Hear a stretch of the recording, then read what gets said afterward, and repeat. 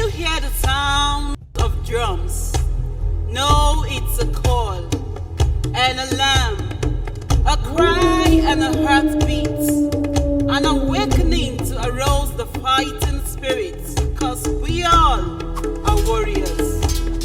You do not beat the drums of war unless you're ready to fight the same. But how can you not be ready when the battle line has already been drawn? You cannot shrink in fear or claim ignorance of this war, because there is a war. But good news is, you have already been declared a winner before the fights began. Sounds of war precede sounds of victory, but when sounds of silence are heard, it only means that the heart has stopped beating, because that which is about to die does not beat the drum or hear its beating. Awake and be fierce, O warrior, about to do battle. This battle is about your life, your destiny, and your reign in the earth.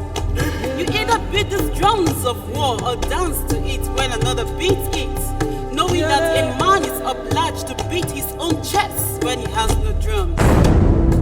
Be ready to fight, having your loins girt about with truth, and also the breastplate of righteousness, and your feet shod with the preparations of the gospel of peace. With your faith, quench all the fiery darts of the wicked, knowing that your salvation is more than mere words. It is your helmet. Carry the sword of the Spirit, which is the word of God. And know that prayer is essential in this ongoing warfare.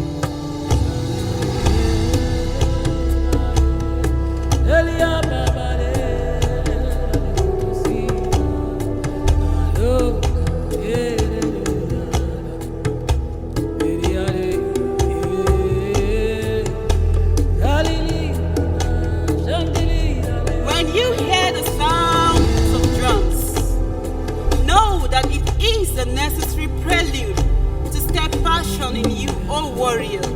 For the heart of every warrior craves the sound of drums, for their might to be unleashed in vanquishing their foes.